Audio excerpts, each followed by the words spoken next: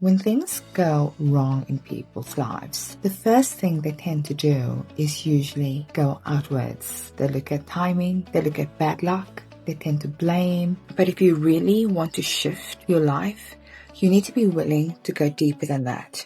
You need to be willing to go and find out where are you actually operating from, because your external reality, whatever's happening on the outside in your life, is always a true reflection of what's happening on your internal mental state. So instead of asking yourself, why is this always happening to me? Rephrase the question to, what part of me is allowing this, or what part of me is creating this pattern? It is so easy to blame. It's so easy to blame it on external circumstances, because by blaming teaches us that we don't need to take accountability and the fault isn't ours. But that's not really in the mirror of truth. So by asking yourself, what part of me is creating this? This will shift you, and it will show you if you're operating from fear, if you're operating from lack or abundance, if you're operating out of survival instincts, right?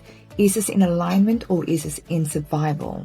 Just make an example. When you go to the shop and something comes in resistance, or you see something and it brings up resistance in your body somatically, notice what's going on. So ask yourself, where is this coming from? Is this coming from lack, or is this coming from abundance?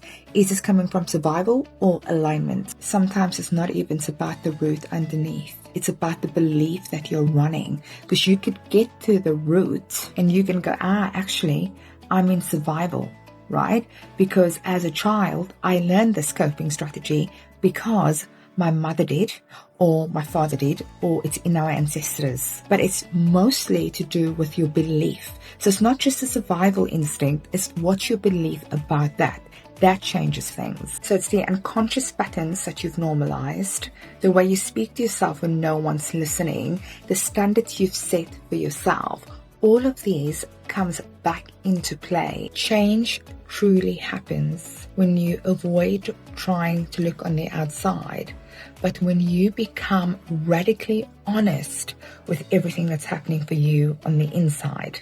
And the beauty that I feel by working with the clients that I have is because they are willing to be honest with who they are, with where they're going, and that's where change happens. Once you can see the pattern clearly and be honest and change that belief, you're no longer controlled by it.